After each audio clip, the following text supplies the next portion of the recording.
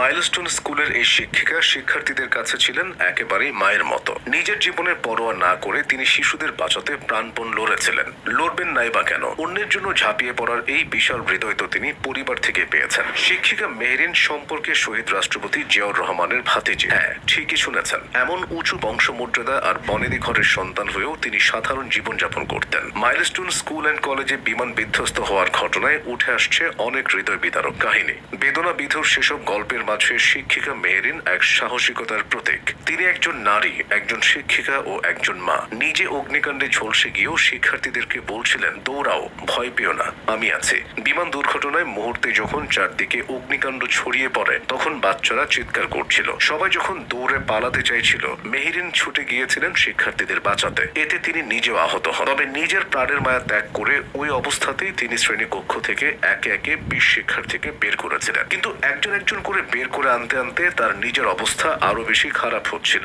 এক পর্যায়ে তার শরীরের 80% ক্ষতিগ্রস্ত হয়। এক সেনা সদস্য বলেন, ম্যাডাম ভিতরে ঢুকে গিয়ে বাচ্চাগুলোরে বের করে দিচ্ছেন। তারপর উনি আর বের হতে পারেন নাই। পরে সাহসী এই শিক্ষিকাকে ঢাকা মেডিকেলের বার্ন ইউনিটে নেওয়া হয়। লাইফ সাপোর্টে নেওয়ার আগে স্বামীর সঙ্গে একটু কথা বলেন মাহরিন, কিন্তু সে কথা শেষ কথা ছিল। তারপর সবাইকে কাঁদিয়ে তিনি না ফেরার দেশে চলে যান। মেহেরিনের প্রতিদিনের কাজ হলো স্কুল ছুটির পর শিশুদের হাত ধরে গেট পার করানো। ঘটনার দিন চাইলে তিনি নিজে নিরাপদে থাকতে পারতেন, কিন্তু শিক্ষিকা পরিচয় ভুলে এদিন তিনি মায়ের ভূমিকায় অবতীর্ণ হয়েছিলেন। পেশাগত কারণে ঢাকায় বসবাস করলেও মেহেরিনের গ্রামের বাড়ি নীলফামারীতে। নীলফামারীর জলঢাকা পৌরসভার 3 নম্বর ওয়ার্ডের বগুলাগাড়ি চৌধুরীপাড়া গ্রামে তার জন্ম। তার বাবা ছিলেন মরহুম মুহিত চৌধুরী, বিএনপির প্রতিষ্ঠাতা জিয়াউর রহমানের আপন চাচাতো ভাই। আওয়ামী লীগের আমলে যখন কেউ বিএনপি চেয়ারপারসনের গুলশান অফিসে যাওয়ার সাহস পেত না, মেহেরিন তখনও সেখানে যেতেন। তবে তিনি এগুলো গোপন রাখতেন, কারণ তার ও তার পরিবারের সদস্যরা বিএনপির সুদিনে কখনো সামনে যায়নি। বনেদি পরিবারের সন্তান হয়েও তিনি খুবই সাদামাটা ভাবে চলাফেরা করতেন। সুবিধা নেওয়ার মানসিকতা ছিল না বলেই হয়তো সাধারণ এক স্কুল টিচার হিসেবে জীবন কাটিয়ে গেছেন। নিজের শিক্ষা জীবনেও মেহেরিন ছিলেন অসম্ভব মেধাবী। তিনি মানারাত বিশ্ববিদ্যালয়ের ইংরেজি বিভাগ থেকে মাস্টার্স করেছিলেন। পেশাগতভাবে মেহেরিন মাইলস্টোন স্কুল অ্যান্ড কলেজের বাংলা মিডিয়াম শাখার 3য় থেকে 5ম শ্রেণীর কোঅর্ডিনেটর ছিলেন। সম্প্রতি গ্রামের বগুলাগাড়ি স্কুল অ্যান্ড কলেজে উন্নয়নমূলক কাজের স্বপ্ন নিয়ে তিনি সেখানে অ্যাডহক কমিটির সভাপতি নির্বাচিত হন। অথচ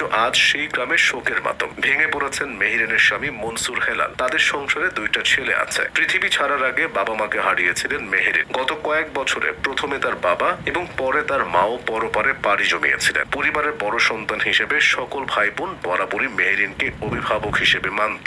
আজ তারা তাদের অভিভাবককে হারালো, স্বামী হারালো একজন স্ত্রীকে, সন্তানরা হারালো কলিজার টুকরা মাকে, আর দেশবাসী হারালো এক মহিয়সী নারীকে। কিছু মানুষ শেষ নিঃশ্বাসের আগ পর্যন্ত শিখিয়ে যায়। শিক্ষিকা মেহেরিন তেমনই একজন মানুষ। তিনি চাইলে পারতেন পালাতে, পারতেন নিজেকে বাঁচাতে, কিন্তু তিনি শিক্ষক ছিলেন শুধু পাঠদানে নয়, প্রাণ দিয়ে আদর্শ রচনা করার জন্য। তিনি বাঁচতে পারেননি, কিন্তু বাঁচিয়ে গেছেন অনেককে।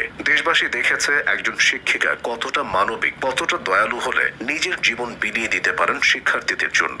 স্কুল খুলবে আবারও, তবে ক্লাসরুমে থাকবে মিস মেহেরিনের শূন্যতা। দেয়ালে তখন গুনগুন করে তার কণ্ঠ বাজবে, বই খোলো, চলো শুরু করি।